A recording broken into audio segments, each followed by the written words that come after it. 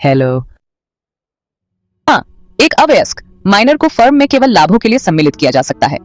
भारतीय साझेदारी अधिनियम 1932 की धारा 30 इस प्रावधान से संबंधित है। धारा 30 का सार धारा 30 स्पष्ट रूप से कहती है कि एक अवयस्क को साझेदारी फर्म का भागीदार नहीं बनाया जा सकता। हालांकि सभी मौजूदा भागीदारों की सहमति से उसे फर्म के लाभों में हिस्सा पाने के लिए भर्ती किया जा सकता है। उदाहरण, मान लीजिए कि अ, ब और एस एक साझेदारी फर्म चला रहे हैं। द, जो कि 17 वर्ष का है, अ, ब और एस का पुत्र है। यदि अ, ब और एस सभी सहमत हों तो अद को फर्म के लाभों में हिस्सा पाने के लिए भर्ती किया जा सकता है, लेकिन द फर्म का पूर्ण भागीदार नहीं होगा। अवयस्क के अधिकार यानी rights of a minor admitted to the benefits of partnership के बारे में बात करते हैं।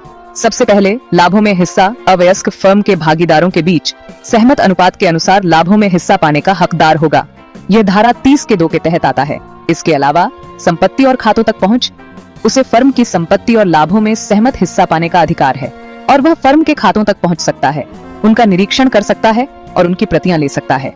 यह भी धारा 30 के 2 के तहत आता है।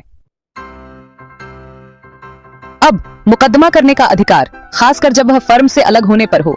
जब वह फर्म से अपना संबंध समाप्त कर रहा हो तो वह अपने हिस्से के खाते या भुगतान के लिए भागीदारों पर मुकदमा कर सकता है। ऐसे मामले में उसके हिस्से की राशि का निर्धारण यथासंभव धारा 48 में निहित नियमों के अनुसार मूल्यांकन करके किया जाएगा। यह धारा 30 के 4 के अंतर्गत आता है।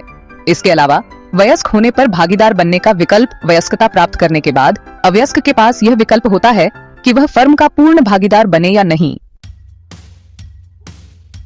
उसे वयस्कता प्राप्त करने या साझेदारी में लाभों के लिए भर्ती होने की जानकारी प्राप्त होने की तारीख से 6 महीने के भीतर सार्वजनिक सूचना देनी होगी कि वह भागीदार बनना चाहता है या नहीं।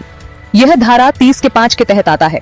और अगर वह भागीदार बनता है तो वयस्क बनने पर शेयरों का वही रहना, फर्म की संपत्ति और लाभों में उसका हिस्सा वही रहेगा जो उसे अवयस्क के रूप में मिलता था, जब तक कि कोई नया समझौता न हो। यह धारा 30 के 7 के बी के अंतर्गत आता है।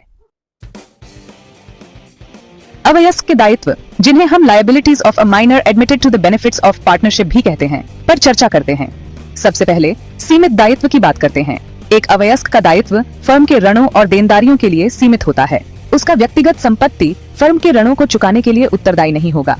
उसका दायित्व केवल फर्म में उसके द्वारा निवेशित पूंजी की सीमा तक ही सीमित रहेगा। यह धारा 30 की उपधारा 3 में स्पष्ट रूप से उल्लेखित है।